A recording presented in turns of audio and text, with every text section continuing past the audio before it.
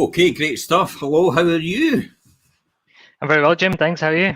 Yeah, fantastic. Thanks. Your camera's out a bit. I know. I think it's because it's so bright outside. I was waiting to say what happened there. It's not used to the sun. I tell you what, I thought you thought the power and the inflation and stuff like that. You thought I'm just going to switch the lights out now. With that as well.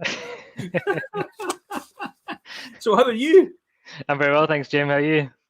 Fantastic. Listen, guys, anybody else watching, if you're watching out there, please feel free to make comments as well. We are talking today about mortgages. I know for some people it's not an exciting subject, but I'll tell you what, it doesn't take money to make money. It takes debt. And there'll be a lot of people going, whoa, wait a minute. It doesn't take money to make money. That's a complete lie. It takes debt to make money, but it's the right debt and structured in the right way in order to do that. Most businesses do this every single time. It's called leveraging your position and using someone else's money to make even more money on top of that. Probably a classic example is, we're brainwashed when it's coming to making money. When you think about it, you're told to go to school, you're told to get a good job, you're told to pay your taxes, you're told to save money, you're told to get out of debt. This is a classic, eh? You're told to buy a house, and then you're told to invest in stocks and in the stock market. But the reality is, it's a fallacy.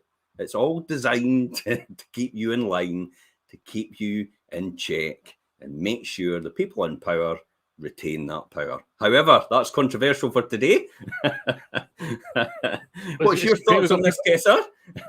I agree with you, Jim. I read a book called Rich Dad Poor Dad probably around 2014, and it was a mindset shift for me because I was like, wow, I always thought, debt was bad as well initially, and then just kind of, it's a huge mindset shift for you to kind of get into the sort of a position to understanding, what is a good liability and what's a bad liability. Buying a sports car or something would be a bad liability, but having an investment property that gives you cash flow could be a good liability because it's giving you positive cash flow. So, yeah, it takes a while to get your mind around that, though. Well, I tell you how I got my mind around it. I used to look at the big major corporations, and when they made a loss, right, I had one buy-to-let at the time. I remember that one. And it was way back during the war. Uncle Albert. So it was a way back when I first started, and I had one property, and I used to think to myself, well, I'm only making £100 a month or something like that extra over and above. But I used to sit and reflect on it, and I used to think, wait a minute, Enron, for example, I know all happened with Enron. Enron's making a loss. Now they're turning over billions, right? And they're making a loss. And I've got one buy-to-let property, and I'm making a profit. And I'm taking less than an hour a week to look after that money. That property makes money, and they're spending all their hours and having to spend all that money to generate a loss. And that's how I used to think about things, and I still do to that degree. It doesn't take a lot if your mindset actually changes, doesn't it? Yeah, seems too good to be true, doesn't it? It is, but there's a classic example, classic phrase there, exactly what you said, Kessar. A lot of people actually think that if it's too good to be true, it probably isn't. It probably isn't. And the reality is, or it probably is, what I was going to say. The reality is, that's not often the case. I go back to reflect when I started buy-to-let, I really didn't have anybody to look towards, and I used to sit and think, surely everybody would be doing this. There must be something wrong. Maybe people feel like that today. Did you feel like that in the first instance? Absolutely, yeah. I kind of started properly investing. I invested with family pre-2008, but by myself, sort of from 2010. We didn't have shows like this, at that time. Yeah. So we're in the information age now where people have access to all this, but we didn't have that back then. Yeah, it's that's it. Really, there's a lot of information out there now, and admittedly, it's free. But then you've got to make sure you get the right information and you don't digest the wrong information. You know that yourself. Yeah, absolutely. Yeah. So would it surprise you to say, if I said to you that 63% of people don't know how much they need to earn to retire? Being in the industry I am, no, it doesn't surprise me, but it's still shocking, isn't it? Because that was a Schroders personal wealth money mind report. And they actually came up with that in 2020. They actually realized that 63% of people don't actually know. I mean, a lot of people actually spend more time planning their own holiday than planning their wealth or their retirement, don't they? Yeah, absolutely. Yeah, often it can be like a taboo subject as well that we don't want to talk about, but yeah, it really needs to be kind of brought up. And Why do you think we don't want to talk about it then? I think culture is a big thing. You know, just in generally, we taught, well, even by sort of our elders, parents, and stuff like that. You know, generally we tend not to talk about money. It can be seen as being, chauvinistic or arrogant or that sort of stuff to talk about money as Yeah. well. Mm-hmm. Mm-hmm. But would you suggest? I mean, here's one I want to talk about now as well in the introduction. I'm going to talk about Mick had actually sent me a question, and I'll talk about that in a minute, Mick. But the one thing I want to explore: would you pay to get advice from someone else more successful than yourself? 100%. Yeah. Yeah. Was there a point in time you actually realised? Was there a point in time before that you thought to yourself, no? And what was that mind shift that then said yes? Yeah, absolutely. Yeah, I suppose kind of went through a stage where you're kind of, almost arrogant. You think that nobody else can kind of, if somebody's teaching you something, ultimately there's, is it a scam? All that sort of stuff. But I Yeah. actually realized that there is good people out there that can help you. So even in my mortgage business, I've got a mentor as well who helps me to get to that next level. But yeah, sometimes it's kind of getting to that initial stage where you've got a little bit of money coming in to then be able to afford for that mentor as well. And when you don't have that money, you're potentially not in that position to accept that advice and help. Can I argue the case though? You'll never have that money unless you have the mentor. True. Yeah, absolutely. Because Yeah. Yeah. that's how I looked at it in the beginning. People will find money for what they want to do if they really want to do it. Yeah. Does that make sense? Because often I used to have people, I mean, we're talking about years ago, where you'd say, look, you need this. And they would go, well, I don't have enough for that. You're only talking about £5 or something. It's like, okay. So if your shower broke tomorrow in your house, and you didn't have any hot water to wash in, what would you do? Oh, well, I'd get it fixed. Okay, so where did you find the money then? And Exactly. that's probably the classic example, isn't it, of people will find the money for the things that they really want to do. Now, I'm not selling you anything, by the way, folks out there. Kessar's no selling you anything either, but we're just pointing out the obvious so people understand and you get that mindset change. Remember, you'll never be 100% ready. You've got to say, screw it, let's do it when it comes to it, because your new life will cost you your old life. That's what it's coming down to. And you have to be ready to make that trade. If you understand that, you're probably at the right point in your life to actually take that step. If you don't, then by all means, ask that question to us again or message me direct. And I'm happy to do a one-to-one with you with that, because it is true. Yeah, you've really got to master a new skill, but you've got to, but you're avoiding it because you'll be rubbish at it in the beginning. So you don't do it because you don't want to look foolish. Yeah, you have to be a fool if you want to begin, or you'll learn absolutely nothing. I mean, even worse, you'll be a bigger fool if you don't. Think about that. That's the reality. Okay, so let's talk about Mick. Let's come to Mick. I said Mick. I said to Mick Wood. So Mick says to me, and technically it's maybe nothing to do with mortgages, but let's cover this for Mick. I'm looking to buy in a place other than the home report value. What else should I be looking at to avoid something that could cost me a load of money? So other than the home report value, I think, Mick, what you're trying to tell me is, can you get this cheap? and we all laugh. But I've just bought another property 2,000 below the home report value. So it is entirely possible. It is entirely possible to do that. You've just got to make sure that you understand who you're negotiating with. I would say, what's your thoughts on that, Kessar? Yeah, absolutely. Yeah, I mean, home report's just an indication. Doesn't necessarily mean that that's what the property is exactly worth. It's only worth what somebody's willing to pay for that property. I suppose in regards to Mick's question there, if it's an investment property, home reports are kind of designed for sort of the residential market, so it's maybe not going to factor in the cost to bring it up to a rental level. So you might have to kind of add smoke alarms, or your certificates, stuff like that. That could be a cost, but you'd have to bear that cost no matter what, really, unless it was already an investment property. Okay, we've given him good advice, but we're going to. He's qualified that by saying what I'm asking. It's how to avoid the huge costs of major repairs and such. It really is home report, isn't it? Check the home report. And then when you go to view the property, the one thing most important I did when I used to view a property was the first thing I looked for was any signs of indications of damp. That's really what it comes down to. And he's actually said it there. He's just got me right at the back of that. It said rising damp. Classic example. It will be on the home report, Mick, because they stick damp meter readings or testers into the walls every time they go around to do the home reports. So there will be a qualification on there. And if it has got serious damp, it'll be a 3, wouldn't it?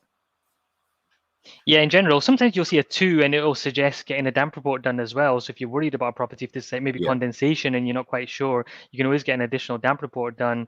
And maybe something else to add in, Mick, as well, if it's in particular house, or it could even be a flat actually, if there's maybe a 2 or a 3 on the home report in regards to the roof, it might be worth paying a little bit extra and getting a roofing contractor out to kind of assess that, because that would be a major cost if you needed to replace the roof in the near future. Definitely, I think that as well. It is absolutely. I mean, the first thing I usually notice when you walk in a door is you smell the damp straight away. That is the telltale sign. Even though you can't see it, you could just smell it. You just know when you walk in the door, there's something wrong here. I could smell it. And then from there you can take it from there. If you see black spot round about all over there, all over the walls and stuff like that, that's not anything really serious. That's not really a damp issue as such. That's usually a lack of ventilation that causes that. Maybe the house has been sitting empty for quite a while. Maybe there's been stuff up against that wall and it's not got the proper ventilation behind it. So these are things to watch out for when you're going round to look at a property. So just take it on board. You know, if you want Mick what to do, take a couple of videos or take a couple of pictures and that, and just fire them to me direct on Messenger. I'll have a wee quick look and I'll just say at that point in time. Okay, hopefully that's helped you, Mick. Yep. You said that. Great. Thanks both. I feel prepared now. Hallelujah. Good luck, Mick. I have seen, you've seen the light. Let's talk about. I tell you what is there anything exciting been happening in the news in terms of property news? The only thing I'm thinking is, you know, the rent controls thing. Yeah. Okay. So the rent controls could come in place, and if they did, what they're going to say is they're going to assess the rents every year then to determine what the new rents will be. But will that not be the case? Everybody will go, oh, I'll just put my rents up to that price. Exactly. Yeah, absolutely. Well, especially in areas like Fife, you know, where we don't tend to have a problem where, you know, the rents are extortionate compared to the property value. So actually, it could be an opportunity to increase your rents in line with everybody else. You know, while sometimes if we've got a good tenant in the property, we might not raise that rent for many years. So it can have the opposite effect of what they're, you know, trying to do here. Guilty as charged, Your Honour. Guilty as charged. I'll put my hand up to this. I've had 2 or 3 properties actually in Glenrothes. I've actually had them, and the tenants have been there for about 10 years, and I have not increased the rent in the last 10 years. And I'll be honest and hold my hand up and say you're probably talking about £100 a month extra. So if they put rent controls in and they tell me the rent should be that price, it's kind of just an indication to say, oh, okay, there's an excuse to put up all the rents. And you just blame Patrick Harvey. I know. Let's talk about mortgages. Okay, so the first thing about mortgages I would like to know is what is the difference between what is a repayment mortgage and what is interest-only mortgages. Do you want to take it from there, Kessar? Do you want me to cover some things as well, or? Yeah, well, I mean, I can kind of cover that off basically. So an interest-only mortgage is where you only pay off the interest each month, and you know the balance of the actual mortgage doesn't reduce at all. Whilst the capital repayment mortgage has the interest-only portion in it, but you're also paying a portion of the capital back as well. So let's say you take it out over 25 years. Eventually, you know, at the end of the 25 years, the whole mortgage will be paid off. Yeah, and that's capital repayment, yeah? Yeah, that's right. Yeah. So it means your monthly payments will cover both the interest and chip away at the actual debt, so you'll owe nothing at the end. It's got a strange effect in the early years, though, because you actually pay more. You pay more debt on the interest, don't you? So you pay more interest, but you pay less capital. Is there a huge benefit to that? Well, for going capital repayment, potentially not, because like you said, the first years, initial years, and typically, especially on the residential side, people kind of often have the houses for sort of 5 to 7 years. You're often paying the majority of just interest only at that portion, and just a very small amount of the capital. So it's definitely worth kind of looking at that, and you can see that on your mortgage statements as well, because it shows you the breakdown between both. I think for me, the nervousness as a capital repayment, as I go back to saying about the fact that when now this is to do with buy-to-let, and this is purely my opinion. Remember, I am not giving you professional advice. Kessar, probably in this capacity, isn't giving you professional advice either, because he does not know your personal circumstances. But what I would say for me as a buy-to-let landlord, capital repayment is the route I would probably not want to go. And the obvious one is cash flow. And the fact is, as well, for capital repayment, is then if I pay down the debt and anything happens to the price of the house, classic example is probably credit crunch, then I could end up not being able to get that money back out to do something else with. Whereas I always say to people, if you've got, you could store the money aside, you were going to pay it off with anyway, entirely up to yourself, put it in a separate account. So if anything like that happened, you'd still have the money to do what you want to do when you want to do it. But if you really wanted to do something on with a capital repayment, you could just pay it down when you want to, with that money you've stored aside. So that's why normally I would probably choose interest only for that reason. If you do build up a nest egg, then you could pay it down, couldn't you? Absolutely, yeah. Most lenders will allow you to kind of pay 10% of the loan balance each year, and then when you come to the end of your initial rate, you can pay sort of further lump sums at that point. Yeah, that's when it comes down to, though. A lot of people aren't disciplined enough to do that. Do you think? True. have you seen that case? Absolutely, yeah. Sometimes when you're working with clients over a long period of time, you do definitely see that. So yeah, sometimes capital repayment can be a good option for those clients. If they're not that disciplined to do that, then that might be a better option. But you can touch on some of the sort of reasons why you do it. So I go for interest only mortgages myself as well. Yeah. And if you used to fall on hard times as well, that's probably another factor as well. Like you said earlier, that sort of increases your cash flow. So you might be able to afford a higher mortgage just now, but if you lost your job and your tenant left as well at the same time, then you've got the lower payments that kind of for those hard times. And I think you're spot on. That's exactly who I think as well. It's that scenario. Interestingly enough, interest only credit and finance and all the rest of it. I remember walking into a furniture retailer and we were looking to buy a sofa or a couch or whatever it's called. And he was saying, you can get interest only over 3 years. And then you can just pay off the amount after 3 years. So you can give you interest only for all that time or deferred interest or whatever it was. We never paid any interest on it at all. It was just deferred and you paid it off in 3 years' time. And I said, that's fantastic then. I'll just take that. And I said, and then I'll just pay it off after 3 years. And he laughed. And I went, what are you laughing at? And he says, well, most people just didn't pay off after 3 years. I went, you're joking. Surely if you're getting it for 3 years for free and you're deferring the final payment for 3 years, surely you'd be in a position to pay it off because that's what you've planned for. And he goes, no. He says most people will wait till the end of the 3 years and then they'll just put it on some sort of finance deal at the end of it. He says it happens every time, even though they can actually opt just to pay the whole lot off and they've had it interest free for all that time. I'm amazed that is our culture and that's how we work. But does that not go back to what I said about, go to school, get a job, save money, pay your taxes, pay off your debt in your house, have no debt at all. Invest in the stock market. Probably the only person that makes money in the stock market really is the pension companies, as far as I'm concerned. Unless you've got a dead cert that you're going to make an absolute fortune on. I've kind of worked it out. Maybe the pension companies make all the money in the admin fees. I mean, they even get paid for when it goes down. Of course. What a business to be in, eh? You get paid if you lose and you get paid if you gain. That's a win-win, isn't it? I know. So interest-only mortgages, we've probably opted. It would, buy-to-let would typically for interest-only, and you're right. It does pay off. It doesn't pay off the original balance, but it just pays the interest as you go. But then, do you have to, as a normal residential mortgage, you won't get that anymore, will you? You won't get interest-only really. Yeah, so I think there's a lot of negative connotations when it comes to interest-only mortgages because they were readily available sort of pre-2008, and a lot of people, like you saying, that example about sort of the sofas, and a lot of people did that with their residential mortgages where they didn't make any provisions to pay that off, and then they're now coming to the end of their term, and then that's the reason why there's a lot of kind of suing and mis-selling and stuff like that. But yeah, what was the question again? Sorry, Jim. Sorry, I went on a tangent there. Sorry. I have no idea what I just said. Yeah, well, I'll kind of. And do you know why? Because I was reading somebody's comments on the side, and I just changed my train of thought. Yeah.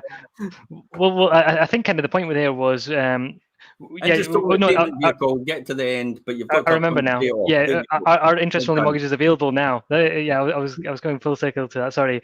Yeah, they are still available, but it's very regulated now, and you've got to either be earning a huge sum of money, typically sort of six figures, or be very low loan to value, where the lender can be comfortable that you can actually be able to downsize to a smaller property and pay that debt off. Yeah. Okay. We'll take a couple of comments actually, Kessar. James is actually saying back to the rent controls.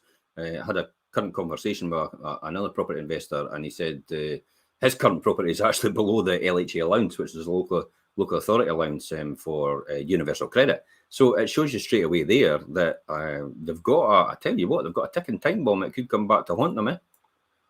Yeah. Tommy actually says no fees or fees included onto the mortgage on interest only in area that doesn't show fast growth on property value. What's your thoughts on that? Would you include in the mortgage or pay them off? It's a great question, Tommy, and I think it's a big consideration that you need to take into account. Often most properties are increasing in value year on year, but not all areas and all types of properties will. So if you do add your fees to the mortgage, when you come to remortgage time again, and if it's a short period of time, let's say 2 years, you might have to then put that money back in to kind of bring it down to, say, sort of 75% loan to value. Yeah. In terms of me personally, I would always just include it in the price of the mortgage. My numbers are actually quite good. You know yourself, Kessar. I look for high margin, high return properties. So I've got huge amount of scope for any things that could happen, or on probability analysis, risk analysis, stuff like that. So if there's any swings in interest rates, any swings in occupancy rates, any swings in anything else that could affect that, like maybe you can only get a 1-bedroom person at the time for a 1-bedroom allowance as in a 3-bedroom, just because you need to get it filled, then you can take that rent hit as well. So that's how I tend to do it, and putting on that, because at the end of the day, if you have maybe 10 of them and they've all got, for example, £2,000, because some people opt for the £1,900 arrangement fees, then when you think about that, that's about 20 grand. And 20 grand could effectively get you a deposit on another property. So if you then add that all in, you've got a deposit on another property at the same time. So I think, for me personally, I always add it on for the arrangement fee. So hopefully that's given you a wee insight, Tommy, into that. Deborah actually said, up to what age can you get a residential mortgage? Now, this is for personal. And what type of mortgage would be available? Heard about a lifetime interest-only mortgage. Would you recommend them? Yeah, so I'm actually qualified to do lifetime mortgages, but in general, sort of residential mortgages, most lenders will go up to age 70.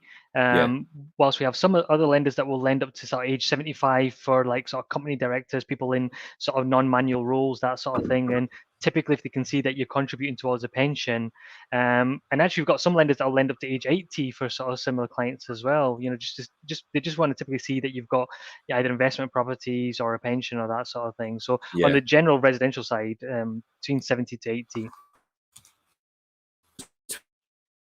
Between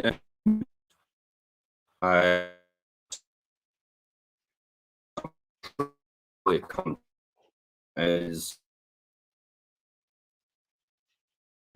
Jim, I think your connection's slowed down a wee bit there.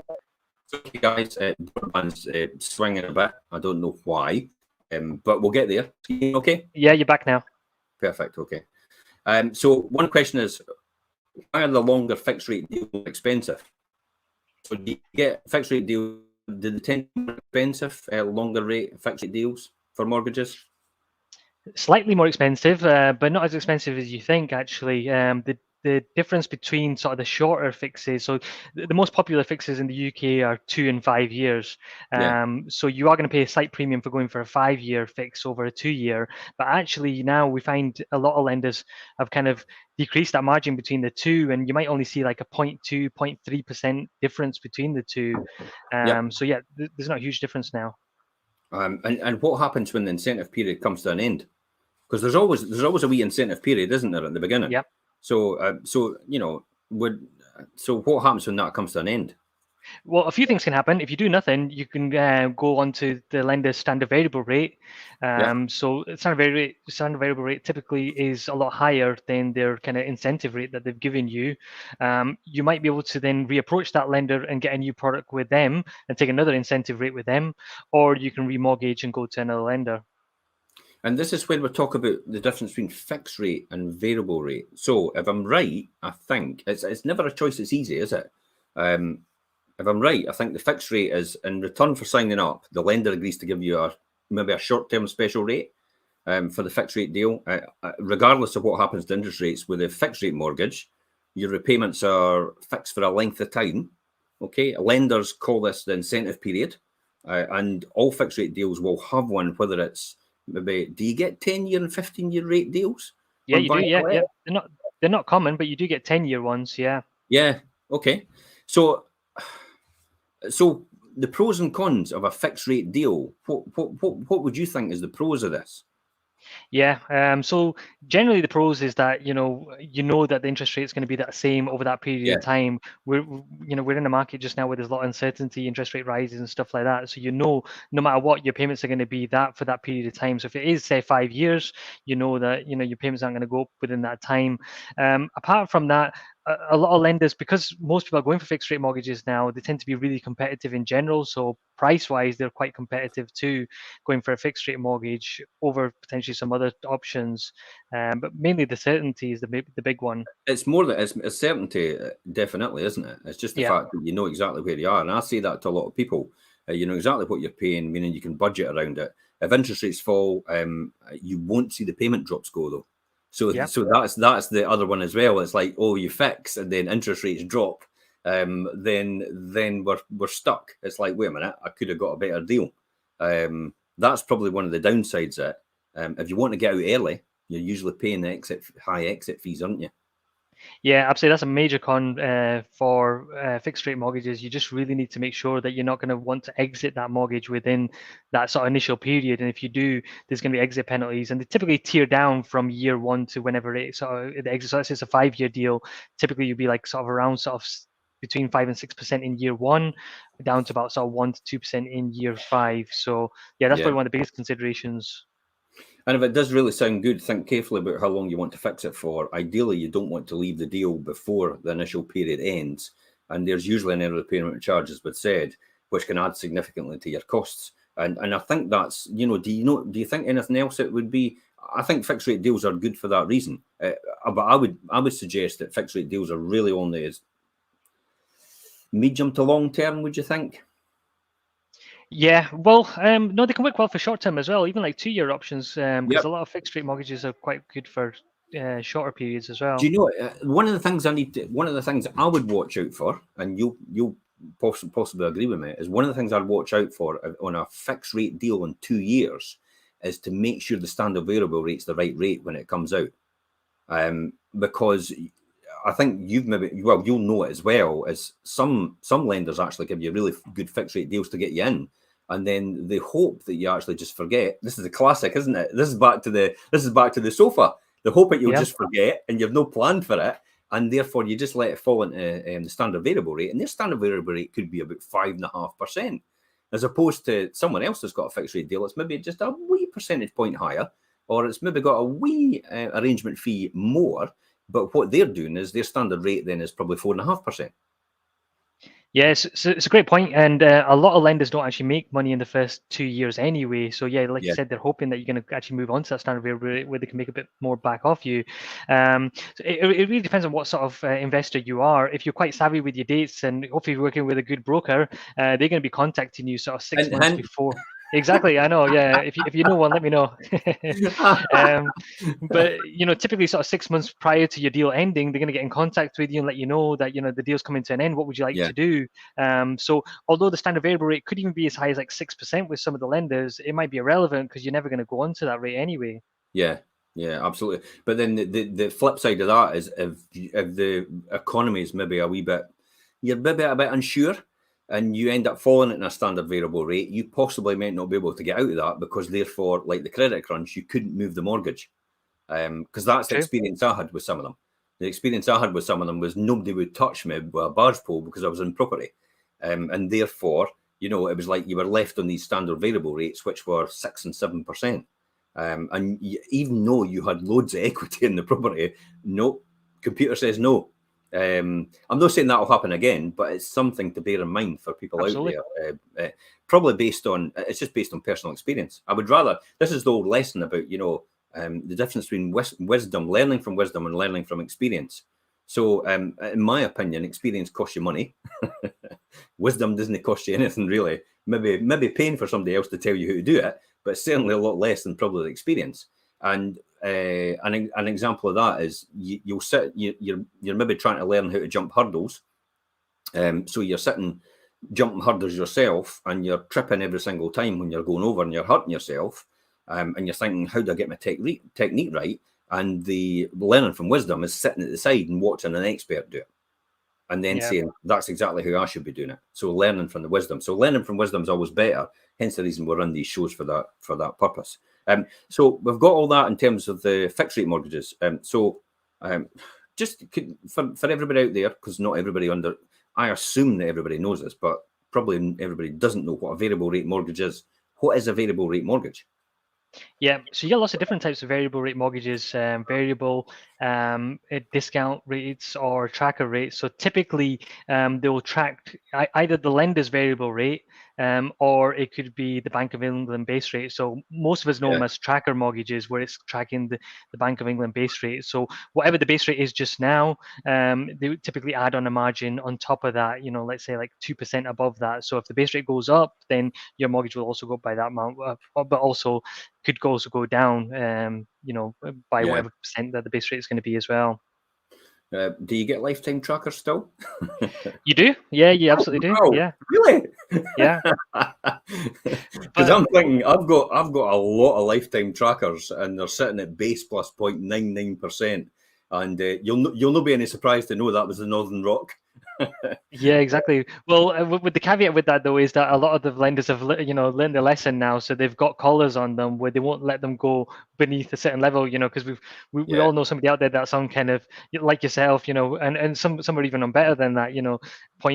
0.25 above base rate, or some people are actually getting paid from their mortgage lenders as I well. heard that at one point when the credit crunch was in, some people were getting paid. Yeah. So for their typically they mortgage. won't let them drop to to below typically 1% is about the minimum that they allow them to go to now. Yeah.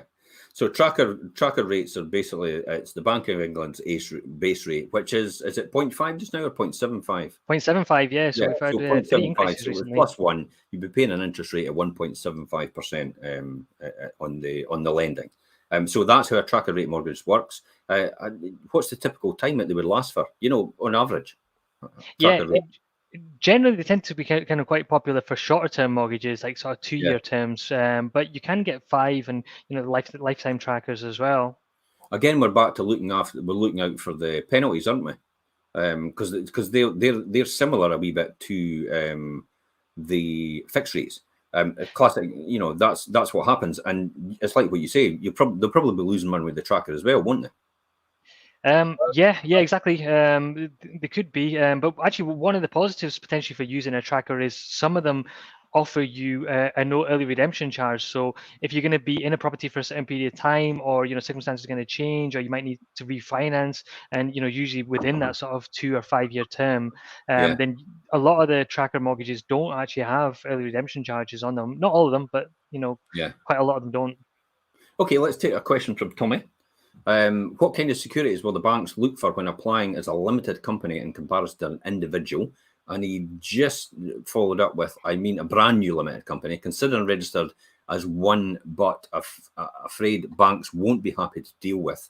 Should I build portfolio, then transfer to limited company? No, don't start in your limited company straight away, Tommy. I could tell you that right away. I've learned the lesson. I built portfolio in, well, it didn't exist at the beginning, Tommy. So just tell you example, 30 years ago when I first started, everything was put in myself and my wife's name. Then obviously, you know, the interest deduction at lower rate was put in place with the change in taxation. Therefore, it made us in a position where we would be owed £6,000 in tax, even if we didn't make any money. So work that one out. So there you go.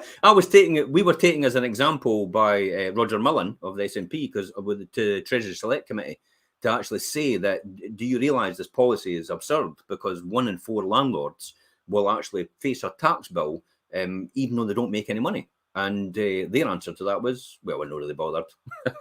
It'll work its way. It will work itself out. And I know there's people still suffering with that today. But, you know, luckily enough, we had a lot of margin, so we were able to do things like that. So my advice straight away is to say, start in a limited company straight away, more than likely. That's probably the right advice right now. But again, it's taking the right advice from your accountant and also taking advice from somebody like Kessar in the process. But let's jump back to that, Kessar, just to say, I'll recap that. What kind of securities will the bank look for when applying for a limited company or as an individual? And I mean, brand new limited company from the very beginning, and getting a limited company to get a mortgage for future investments. Okay, so what's your thoughts on this? What kind of things would they look for in the beginning? Yeah, it's a great question, Tommy, and it's a question I get asked quite often. People tend to think that you need to have a trading history in the limited company. You know, you need a couple of years behind you, but that's definitely not the case. You can set up a limited company today and get lending straight away.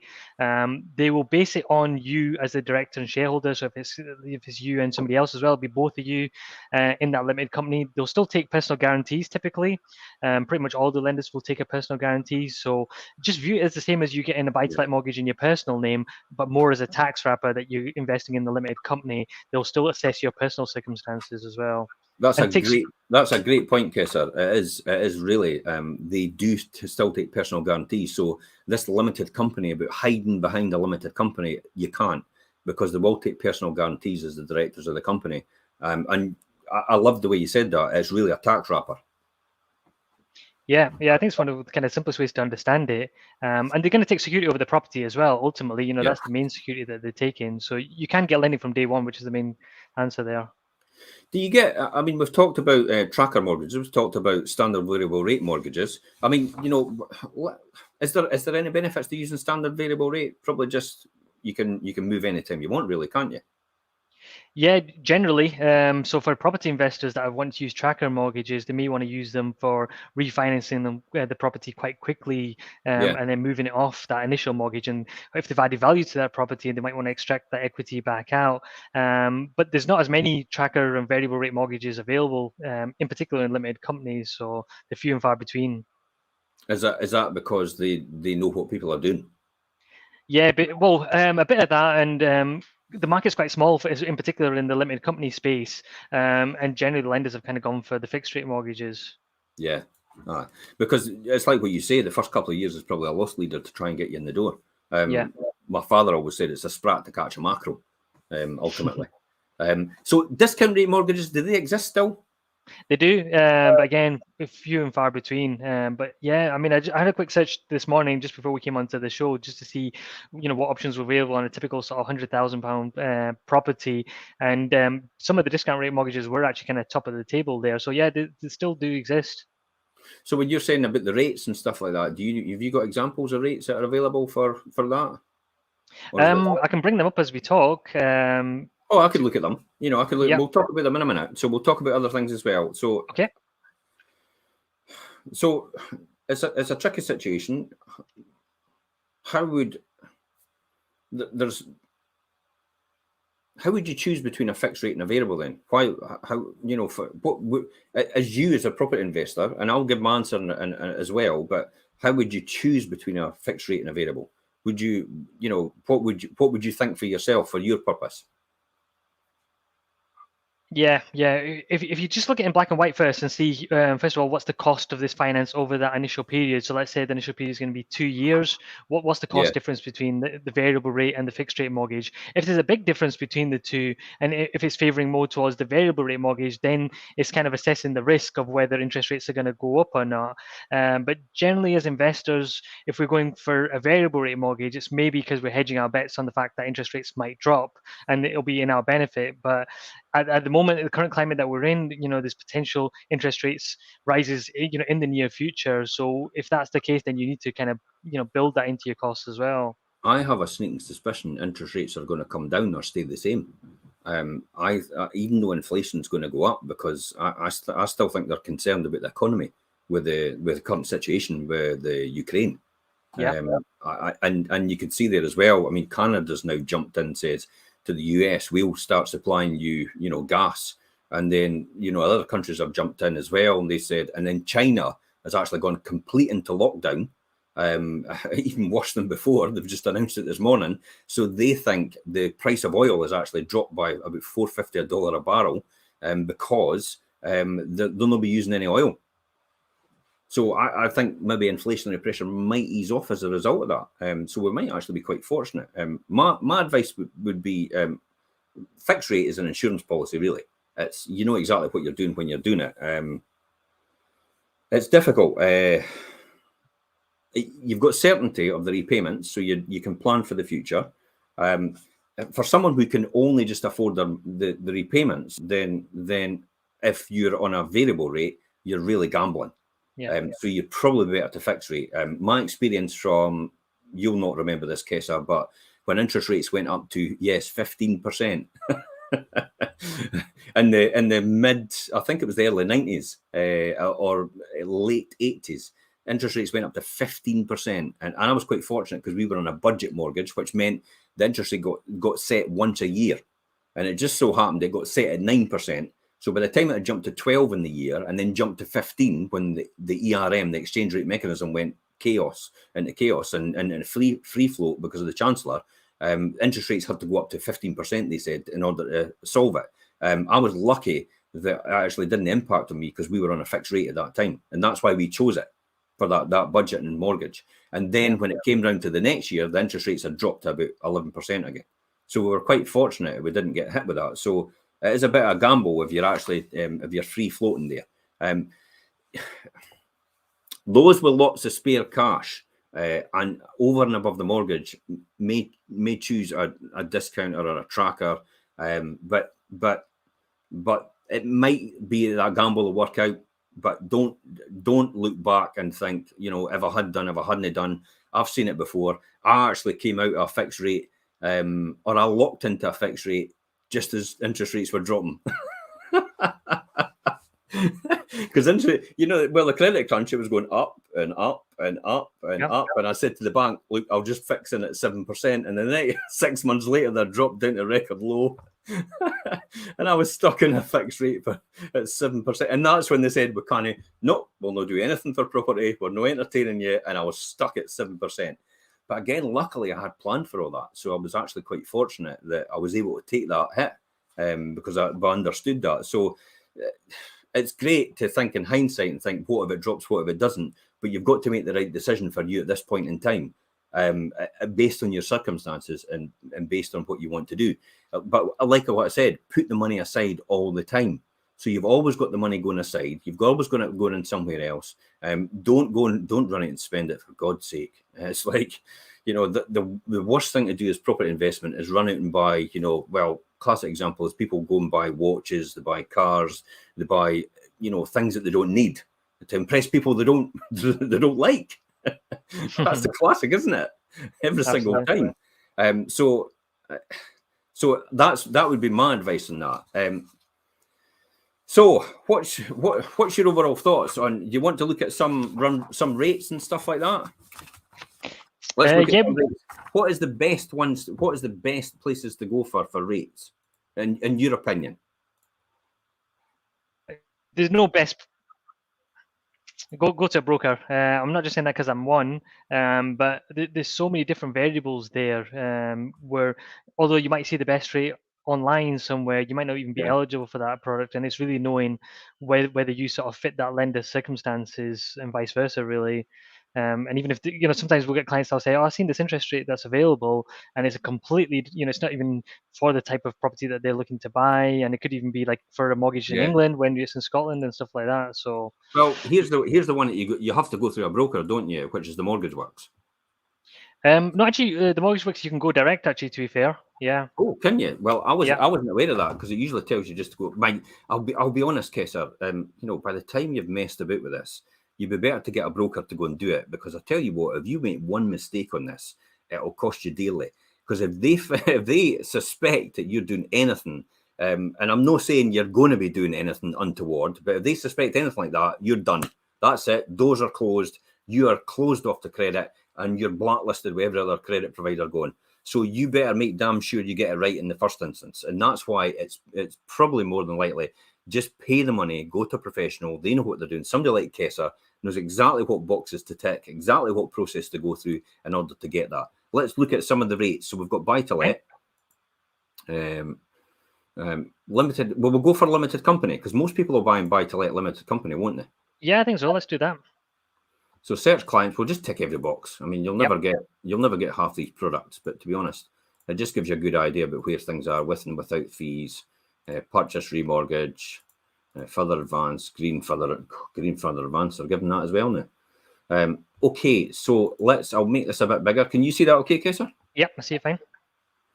So we're looking at buy-to-let limited company, fixed rate deals, 2.94 for 2 years, but you've got £2,000 almost to arrange that. Yep. So something to consider with these sort of mortgages is the total cost. So typically a mortgage like that would suit maybe an investor down south, or maybe kind of in Edinburgh, maybe we're a high value property where the discount on the interest rate will maybe kind of cover the cost of the arrangement fee. But generally for us sort of 5 investors, that might not be the best product. Yeah, because you look at there's £1,000 differential between the two of them. And it's only a 0.05% difference. So if you're getting a mortgage, for example, even at 100,000, and multiply that by 0.005, you're literally talking about really half of 0.5%. Yeah, you're talking about £500 a year. So for 2 years, for the £500 a year, you're an extra £500 at 100,000. So 100,000 is tipping point for that, I would say. Yeah. That makes sense, yeah?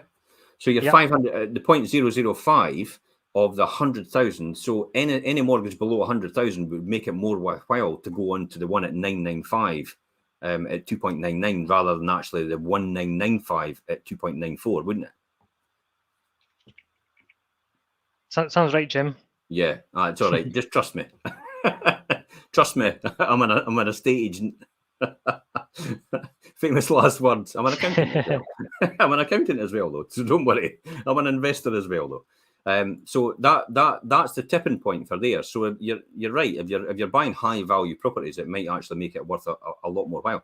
There's a 5-year deal for 2,000, so 2.99 again. And the next. Sorry, Jim, just on that. So I was thinking that might, because it sounded maybe too good. But the 0.05 is £5, a month. So it's all right. So it's negligible. Yeah. All right. So it's a lot less. So it is actually better to go for the 999 deal all the time. Yeah. Well, depending. I mean, because also if you scroll down there's going to be options available with no arrangement fees, and then it's kind of calculating. Yep, there you go. You've got these products now as well. So although the interest rate does look higher, but actually, especially over 2 years, because it's quite a short period of time, you might not recoup that saving going for an arrangement fee, and it might be better off going for one. So you're maybe talking about 0.4% for 2 years. See that there? With none. Yep, exactly. So you're talking about 0.4. So 0.4 of 100,000 is effectively 400. Yeah. I'm glad you're keeping me right. You're talking about 400. So 400 over 2 years is 800. So therefore, you're dropping down a significant amount from 2.99 to there. Just go back 2.99, 995. So you're still actually better going for the 0 one then, eh? And that instance. Yes, it'd be around 400 a year, wouldn't it? So then over the 2 years, Yeah. you'd be 800. So it's not that much in it, but there's still a saving there. But then the flying ointment is, look, variable rate, 5.24%. Early repayment charge, 1.5%, and then 1%. So in the first year, you're 1.5%, and there you're 1%. I wonder if it's just the same in this in the same scenario and the other ones. It should be, but let's check it. So jump back to the 2. 5.24 available for the first time. Yep, exactly the same. Yep. And just check that one just to make sure. Yep. That's a high variable rate of 5.24%, eh? Yeah, but this is quite typical for buy-to-let lenders. And it was interesting, your comments earlier on, obviously, about the 2008. The worry, though, there is that even if a lender has a low standard variable rate just now, it is a variable rate, and it's not based necessarily just on the Bank of England's base rate. You know, a variable rate set by the lender is variable based on their own costs as well. So you might find a lender with a low standard variable rate, but they could increase that, say in 5 years' time. But then you've got to factor in the fact that it possibly might be the case that you could be paying 5.24% at the end of this. Yeah. I think that's probably one of the things that I would factor in. So what would happen if it did go to 5.24%? It is again, I come back to my classic scenario in my spreadsheet. Have I got it here? My investment return revised. So once you bring it up, the good thing is that if you're not that analytical, the lenders also stress test the property as well at typically 5.5% too. So, if interest rates were to rise to that level, they want to make sure that a property can still wash its face with the rent that's coming in. They're required to do that, aren't they? Yep, yeah, by law, yeah, that's right. So unlimited company, the stress test is slightly lower, where they stress test the interest at 125% of the rent, but the interest rate itself, 5.5%. For products less than 5 years, for 5-year and higher products, they're allowed to stress test it at a lower level, typically 5%. Yeah. Now, so here's a classic example. I'll take it on the purchase price I just paid recently for something. Okay, so stamp duty 4%, deposit 25%. Your mortgage interest rate was 2.99. Yep. Your arrangement fee was, for that, it was £1,000, so probably about round about there, 2.2 or something. Yeah, round about kicking the backside of it. That type of property would rent for 475. I know that because I've got one already like that. So in this scenario, we're sitting at 364.23, 12 months occupancy rate, after cash after the mortgage is actually paid every month. Your gross yield, this is the difference. This is a classic. So right here is the gross yield, 9.8% if you buy cash. So if you're paying cash, that's what it's going to cost. I better put 2,000 in for legals and a couple of repairs because it's got a couple of things to do to it, just certifications. So if you pay £2,000, if you pay all in cash, you're 9.8%. If you use the bank's money, you leverage that position to 30%. That's a huge difference, isn't it? That's a 20% leverage. Your overheads, I assume, at 30%, and then you're coming out with a net profit of round about just over 2.5, 2.6, and your 14% net return on deposit on what you've got in, which is 18,820, which is a combination of stamp duty, deposit, and the legals and a wee bit of refurb. Make sense? Yep. Okay, so let's stress test, and we'll do a quick. If that goes to 6%, we're fine. The one. See the stress test for me. I do here for just break even, but I also do here because this is the only thing that needs to be paid. Because this, at the end of the day, could be variable. Because this is all about managing it, and if it came to it, you manage it yourself. If it did come to it in crisis, you would be able to manage it yourself because it is a variable element. Maybe your insurance has to be in there, so it would go down to about maybe 5 or 10% in that scenario. So that would be the insurance. But I put 30 for repairs and improvements as well. So I just build that in for a managing agent and any repairs and typical stuff. So if it's stress test again, we'll try 10%. 455 minus. So we're probably about 9. £11 minus. So 9% that could go up to before I need to be concerned. But as I say, I'm still paying the mortgage and clearing cash. And if it came to it, I would still have these overheads to take into account and possibly self-manage if I had to. So that's how I stress test. So I don't really need to worry, in essence, for that type of property in this situation. Another one I would do here for stress test, I would just say, look, if it was occupied for 6 months of the year, where would I be? I'd still be making money. So it's if I was occupied for 4 months of the year, I'd just break even at 4 months. So I'm happy with that. And then our stress test, as I said before, about the tenant, possibly I might have to reduce the rent because of circumstances. If I went down to 350, that's what it was many years ago. Where were we there? I'm still making money. Look at that. I'm still making 9% almost net return. It's like, that's what folk are making now and jumping for joy. That's right. And then if you did go down to 200, I will never do that, to be honest.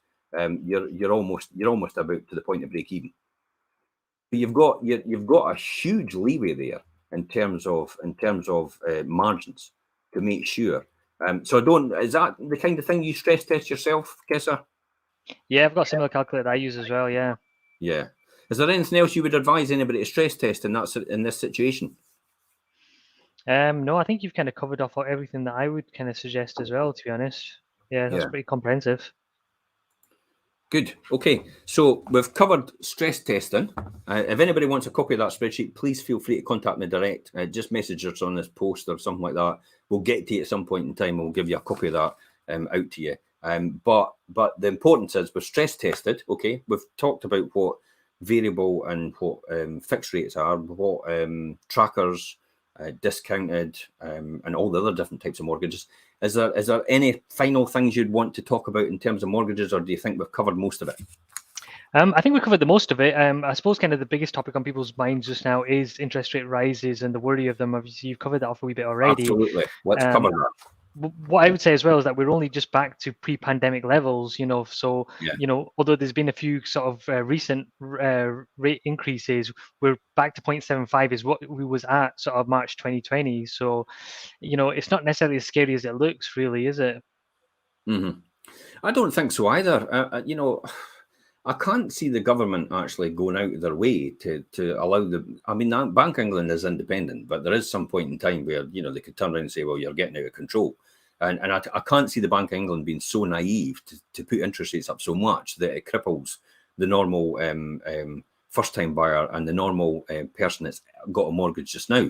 I mean, that's the worst-case scenario for them, because if they affect the housing market, which is the biggest thing banks lend to, more or less, then that has a huge knock-on effect to the banks, and then we're back to a credit crunch.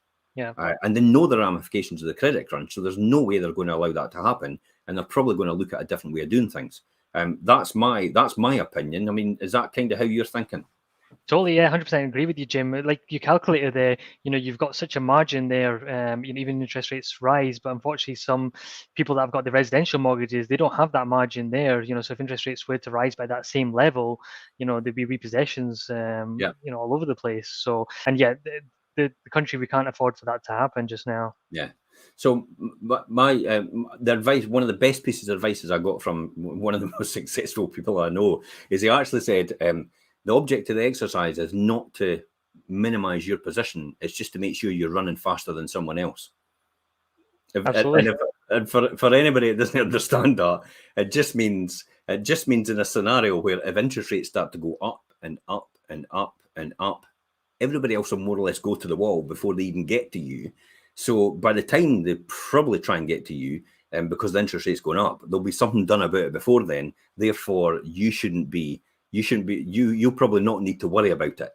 So even though interest rates go up, you'll still have a huge amount of margin. By the time they get there, you won't have to worry about it at all. So the key is, in every single situation where you're investing in property, is make sure you've got a good enough margin to take account of any risk involved. And I mentioned risk, and a lot of people say, "Oh, don't mention risk in property." It's like, but you have to cover it. You have to say to people, if you de-risk the situation so much to the point, it's a no-brainer to invest in property then. It makes absolute sense. And if anything does happen, which will affect you, then it's going to affect everybody else beforehand, I'll tell you. So you're more or less completely covered in terms of that. And that's it, Kessar. Any final words on this? Any advice to anybody out there? If you're out there, I'll say straight away, if you're looking for a buy-to-let mortgage and you're looking for somebody to actually help you through this process and buy-to-let mortgages and limited companies and stuff like that, Kessar is your man. Definitely. Go to him every single time. His details are in this post, left, right, up or down, or whatever it is, depending on what platform you're on. Just go and message him direct and speak to him about it. He'll give you all the advice and support possible. He is a property investor and a landlord himself, so he knows what he's talking about. What about yourself, Kessar? Any final words?